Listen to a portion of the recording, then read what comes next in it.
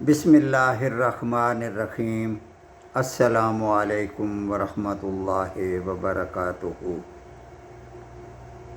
رب اشرح لی صدری ویسر لی امری واحلل عقدۃ من لسانی یفقہوا قولی۔ ترجمہ قرآن مجید کا سلسلہ آگے بڑھاتے ہوئے آج ہم ماشاءاللہ سورہ ہود شروع کر رہے ہیں۔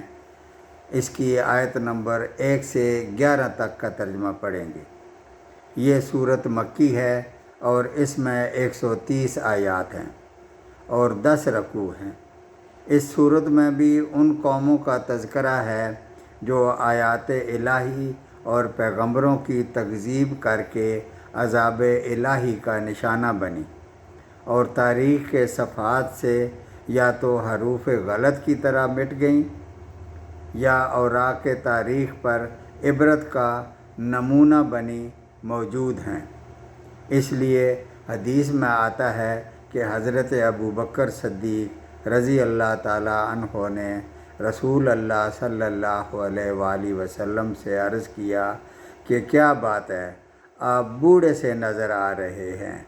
تو آپ صلی اللہ علیہ وآلہ وسلم نے فرمایا کہ مجھے سورہ ہود، سورہ واقعہ، اما یتساءلون اور اذا الشمس کورت وغیرہ نے بوڑھا کر دیا ہے۔ ترمذی حدیث نمبر 3297۔ آیت نمبر 1۔ الف لام را۔ اس کے معنی اللہ تعالیٰ اور اس کے رسول صلی اللہ علیہ وآلہ وسلم کو معلوم ہیں۔ یہ ایک ایسی کتاب ہے کہ اس کی آیتیں محکم کی گئی ہیں، پھر صاف صاف بیان کی گئی ہیں ایک حکیم باخبر کی طرف سے۔ آیت نمبر 2۔ یہ کہ اللہ کے سوا کسی کی عبادت مت کرو، میں تم کو اللہ کی طرف سے ڈرانے والا اور بشارت دینے والا ہوں۔ آیت نمبر 3۔ اور یہ کہ تم لوگ اپنے گناہ اپنے رب سے معاف کراؤ، پھر اس کی طرف متوجہ رہو، وہ تم کو وقت مقرر تک اچھا سامان زندگی دے گا اور ہر زیادہ عمل کرنے والے کو زیادہ ثواب دے گا۔ اور اگر تم لوگ اعراض کرتے رہے تو مجھ کو تمہارے لیے ایک بڑے دن کے عذاب کا اندیشہ ہے۔ آیت نمبر 4۔ اور تم کو اللہ ہی کے پاس جانا ہے اور وہ ہر شے پر پوری قدرت رکھتا ہے۔ آیت نمبر 5۔ یاد رکھو وہ لوگ اپنے سینوں کو دورہ کیے جاتے ہیں تاکہ اپنی باتیں اللہ سے چھپا سکیں۔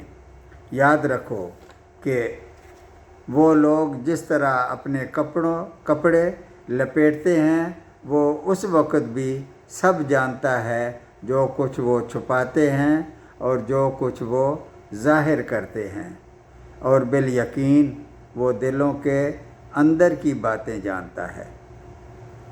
اس آیت کے شان نزول سے معلوم ہوتا ہے کہ یہ ان مسلمانوں کے بارے میں نازل ہوئی ہے جو غلبہ حیا کی وجہ سے قضاء حاجت اور بیوی سے ہم بستری کے وقت برہنہ ہونا پسند نہیں کرتے تھے کہ اللہ تعالیٰ ہمیں دیکھ رہا ہے، اس لیے ایسے موقعوں پر وہ شرمگاہ کو چھپانے کے لیے اپنے سینوں کو دورہ کر لیتے تھے۔ اللہ تعالیٰ نے فرمایا کہ رات کے اندھیرے میں جب وہ بستروں میں اپنے آپ کو کپڑوں میں ڈھانپ لیتے تھے تو اس وقت بھی وہ ان کو دیکھتا اور ان کی چھپی اور اعلانیہ باتوں کو جانتا ہے۔ مطلب یہ کہ شرم و حیا کا جذبہ اپنی جگہ بہت اچھا ہے، لیکن اس میں اتنا غلو اور افراط بھی صحیح نہیں، اس لیے کہ جس ذات باری کی خاطر وہ ایسا کرتے ہیں اس سے تو پھر بھی وہ چھپ نہیں سکتے، تو پھر اس طرح کے تکلف کا کیا فائدہ۔ آیت نمبر 6۔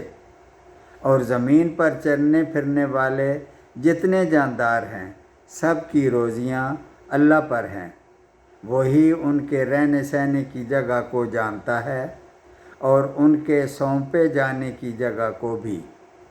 سب کچھ واضح کتاب میں موجود ہے، یعنی وہ کفیل اور ذمہ دار ہے۔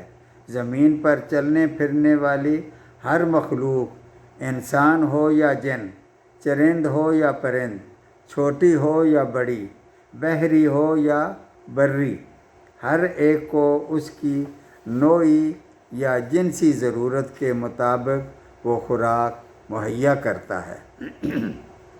آیت نمبر 7۔ اور وہ اللہ ہی ہے جس نے 6 دن میں آسمانوں اور زمین کو پیدا کیا، اور اس کا عرش پانی پر تھا، تاکہ وہ تمہیں آزمائے کہ تم میں سے اچھے عمل والا کون ہے۔ اور اگر آپ ان سے کہیں کہ تم لوگ مرنے کے بعد اٹھا کھڑے کیے جاؤ گے، تو کافر لوگ پلٹ کر جواب دیں گے کہ یہ تو صاف صاف جادو ہے۔ آیت نمبر 8۔ اور اگر ہم ان سے عذاب کو گنی چنی مدت کے لیے پیچھے ڈال دیں تو وہ ضرور پکار اٹھیں گے کہ عذاب کو کون سی چیز روکے ہوئے ہے۔ سنو، جس دن وہ ان کے پاس آئے گا، یعنی عذاب، پھر ان سے ٹلنے والا نہیں، پھر تو جس چیز کی ہنسی اڑا رہے تھے وہ انہیں گھیر لے گی۔ آیت نمبر 9۔ اور اگر ہم انسان کو اپنی کسی نعمت کا ذائقہ چکھا کر پھر اسے اس سے لے لیں تو وہ بہت ہی نا امید اور بڑا ہی ناشکرا بن جاتا ہے۔ آیت نمبر 10۔ اور اگر ہم اسے کوئی نعمت چکھائیں اس سختی کے بعد جو اسے پہنچ چکی تھی، تو وہ کہنے لگتا ہے کہ بس برائیاں مجھ سے دور کی جاتی ہیں۔ یقیناً وہ بڑا ہی اترانے والا اور شیخی خور ہے۔ آیت نمبر 11۔ سوائے ان کے جو صبر کرتے ہیں اور نیک کاموں میں لگے رہتے ہیں، انہی لوگوں کے لیے بخشش بھی ہے اور بہت بڑا نیک بدلہ بھی۔ یعنی اہل ایمان راحت و فراغت ہو یا تنگی اور مصیبت ہو، دونوں حالتوں میں اللہ تعالیٰ کے احکام کے مطابق طرز عمل اختیار کرتے ہیں، جیسا کہ حدیث میں آتا ہے۔ نبی کریم صلی اللہ علیہ وآلہ وسلم نے قسم کھا کر فرمایا کہ قسم ہے اس ذات کی جس کے ہاتھ میں میری جان ہے، اللہ تعالیٰ مومن کے لیے جو بھی فیصلہ فرماتا ہے اس میں اس کے لیے بہتری کا پہلو ہوتا ہے۔ اگر اس کو راحت پہنچتی ہے تو اس پر اللہ تعالیٰ کا شکر ادا کرتا ہے جو اس کے اجر کا باعث ہے، اور اگر کوئی تکلیف پہنچتی ہے تو صبر کرتا ہے، یہ بھی اس کے لیے اجر و ثواب کا باعث ہے۔ یہ امتیاز ایک مومن کے سوا کسی کو حاصل نہیں۔ اور ایک اور حدیث میں نبی کریم صلی اللہ علیہ وآلہ وسلم نے فرمایا کہ مومن کو جو بھی فکر و غم اور تکلیف پہنچتی ہے، حتیٰ کہ اسے کانٹا بھی چبھتا ہے، تو اللہ تعالیٰ اس کی وجہ سے اس کی غلطیاں معاف فرما دیتا ہے۔ آیت نمبر 12۔ پس شاید کہ آپ اس وحی کے کسی حصے کو چھوڑ دینے والے ہیں جو آپ پر نازل کی جاتی ہے، اور اس سے آپ کا دل تنگ ہے، صرف ان کی اس بات پر کہ اس پر کوئی خزانہ کیوں نہیں اترا یا اس کے ساتھ کوئی فرشتہ ہی آتا۔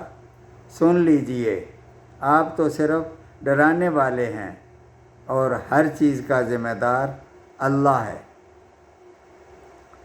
مشرکین نبی کریم صلی اللہ علیہ وسلم کی بابت کہتے رہتے تھے کہ اس کے ساتھ کوئی فرشتہ کیوں نازل نہیں ہوتا، یا اس کی طرف کوئی خزانہ کیوں نہیں اتار دیا جاتا۔ اس آیت میں انہی باتوں کے حوالے سے کہا جا رہا ہے کہ شاید آپ کا سینہ تنگ ہو اور کچھ باتیں جو آپ کی طرف وحی کی جاتی ہیں اور وہ مشرکین پر گراں گزرتی ہیں، ممکن ہے آپ وہ انہیں سنانا پسند نہ کریں۔ آپ کا کام صرف تبلیغ ہے اور وہ آپ ہر صورت میں کیے جائیں۔ صدق اللہ العظیم۔